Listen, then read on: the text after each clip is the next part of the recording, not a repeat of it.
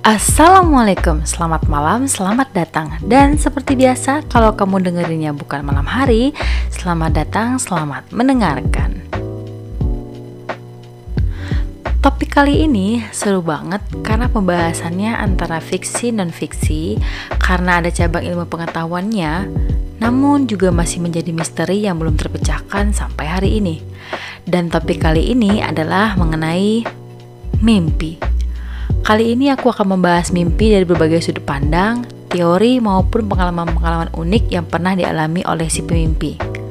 Dan tanpa perlu berlama-lama dan panjang-panjang opening, aku mau langsung mulai aja, tapi tentunya gak lupa saling sapa dulu sama kamu dan kalian semua. Hai kalian semua, apa kabar? Gimana akhir-akhir ini? Baik dong, pasti baik. Harus baik dong ya. Mudah-mudahan ya. Dan selalu olah positif mindset kita supaya badan, atmosfer, dan bahkan semesta ikut ke bawah positif dan hari-hari yang kita lalui terasa ringan dan happy. Dan untuk menemani hari-hari kamu, malam menjelang tidurnya kamu, di sini berbagi kisah dan cerita bersama aku Indah di podcast Ruang Renung yang berawal dari kisah dan pengharapan yang mungkin dikemas jadi sebuah cerita. Semoga kisah yang dibagikan bermanfaat untuk yang mendengarkan, dan kalaupun ada kisah yang sama, kamu harus tahu kalau kamu gak sendirian.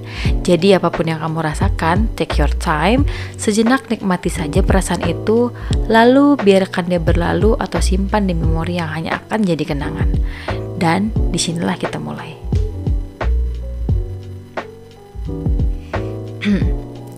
Mimpi. Apa sih itu mimpi?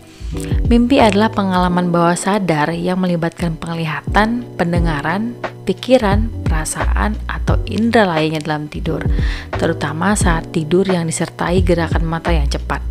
Kejadian dalam mimpi biasanya mustahil terjadi dalam dunia nyata dan di luar kuasa si pemimpi.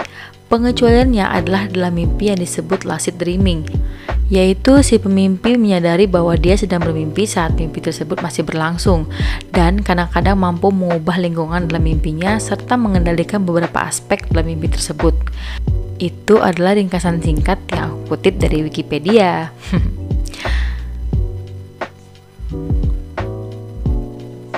Ada setidaknya 4 teori paling terkenal mengenai penyebab mimpi. Yang pertama adalah teori psikoanalisis Freud. Menurut Sigmund Freud, mimpi adalah motivasi manusia yang tidak disadari. Ia adalah motivasi terselubung dan terendap di alam bawah sadar. Ia menyebutkan bahwa naluri manusia dapat dirasakan oleh kesadaran, namun tidak mampu dipahami secara sadar. Ini seperti kita menyukai sesuatu, namun kita tidak tahu mengapa kita menyukai hal itu. Freud menyarankan agar kita menganalisa pertanyaan tersebut melalui mimpi. Saat bermimpi, area tidak sadar akan membocorkan informasi-informasi penting, membuat kita memahami kondisi dan motivasi diri kita sebenarnya. Yang kedua yaitu teori sintesis aktivasi. Hipotesis sintesis aktivasi dalam mimpi pertama kali diusulkan oleh G. Allen Hobson dan Robert McCleley pada tahun 1977. Teori ini menyebutkan bahwa aktivitas otak dalam REM atau tidur nyenyak memiliki kesamaan dengan aktivitas otak saat kita sedang dalam keadaan tersadar. Sirkuit otak tetap memiliki aktivitas yang normal seperti saat kita terbangun. Oleh sebab itu, kita akan tetap mempunyai respon emosi yang nyata saat bermimpi. Dalam fase tersebut, otak juga akan mengakses LTM atau long term memory untuk mengambil struktur pengetahuan dalam potongan-potongan kecil membentuk narasi dan cerita. Beberapa latar belakang tempat di dalam mimpi mungkin pernah kamu lihat sebelumnya.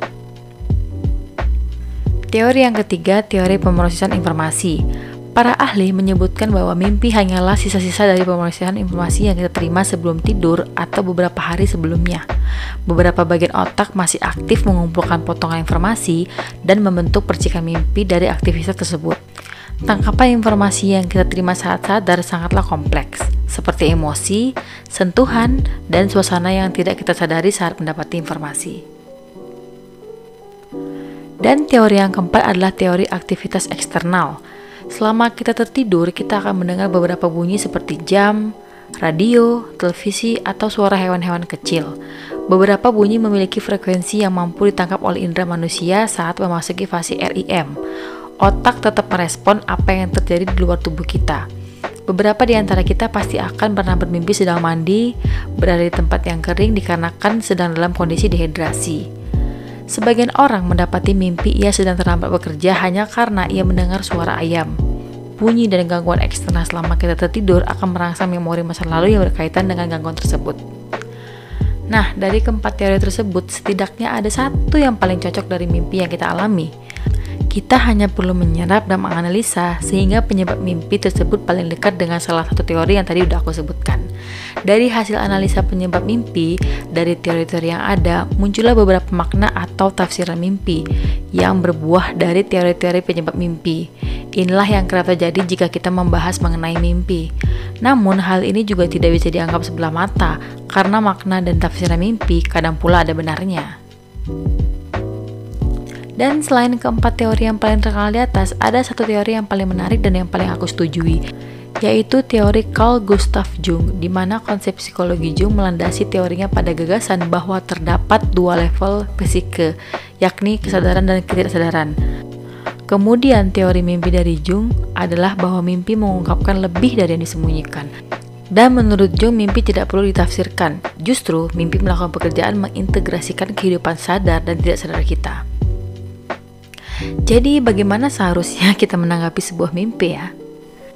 Nah, ini kembali lagi ke pribadi kita masing-masing. Karena sesungguhnya mimpi itu sendiri ada kaitannya dengan kerja otak, pemeliharaan memori, atau ingatan dan gangguan mental. Oleh karena itu bermunculan teori penyebab mimpi dan bagaimana kaitannya dengan si pemimpi itu sendiri. Karena hanya si pemimpi yang mengetahui detail dari mimpi yang dialaminya. Dan podcast kali ini aku buat sebagai wadah untuk kita semua yang mungkin mau berbagi pengalaman menariknya seputar mimpi dan kaitannya dengan kehidupan, perasaan, atau mungkin perubahan setelah mengalami mimpi. Kamu atau kalian boleh kirim cerita menariknya via DM di Instagram aku atau via email yang nanti akan aku cantumkan di description box. Nah, untuk cerita malam hari ini berkaitan mimpi, aku akan share pengalaman pribadi aku yang aku alamin sendiri. Oke, jadi kisah ini terjadi beberapa tahun lalu. Aku dan beberapa temanku berencana pergi ke suatu tempat karena bertepatan dengan hari libur. Sekitar pukul 9 pagi kita semua udah standby dan langsung berangkat karena khawatir nanti pulangnya kesorean. Waktu itu kita bertiga motor dengan total 5 personil, yang satu orang dikenal dengan nama si Bolang. Iya, karena emang anaknya hobi banget ke bolang. Jadi waktu itu yang ada di benakku tujuannya adalah tempat wisata yang ringan kayak Puncak atau Bandung gitu, dan dengan jarak tempuh yang hanya sekitar 1 jaman. Ternyata tujuan kami cukup jauh, yang menempuh waktu kurang lebih 2,5 jam, hampir 3 jaman gitu. Dan tujuan kami ternyata adalah ke Taman Nasional. Jadi kita berekowisata gitu kan. Di selama perjalanan aku cukup takjub dengan pemandangan yang terpampang karena suasananya sangat berbeda dari tujuan-tujuan wisata yang selama ini pernah aku kunjungin. Kesannya perjalanan ini tuh benar-benar menuju tempat yang terpencil dan jauh dari populasi dan hiruk pikuk gitu. Singkat cerita hampir 3 jam dan kami pun sampai di tujuan. Begitu masuk area menuju tempat parkir kendaraan, aku udah mulai ngerasa aneh. Karena begitu belok dari jalan utama tadi, jalan umum, aku ngerasa pernah ke tempat ini, padahal selama perjalanan tadi aku tuh cukup takjub sama pemandangan yang belum pernah aku lihat sebelumnya. Dan ngerasa aneh sekaligus familiar di waktu yang bersamaan. Dan ketika menuju area parkir, tiba-tiba aja aku langsung bilang, nah di balik tembok ini nih pasti parkirannya. Dan begitu kami memasuki balik tembok itu, ternyata benar aja itu adalah parkiran motor yang udah ada di dalam benak aku, udah ada di kepala aku beberapa saat sebelumnya. Sontak aja aku langsung turun dari motor dan langsung ngeliat sekeliling. Aku selingak-selinguk sambil mencari-cari sesuatu, apapun lah itu, mau benda, tumbuhan, apapun pokoknya sesuatu yang bisa mengingatkan aku atau memanggil ingatan aku kembali mengenai mimpi di mana aku pernah kesini.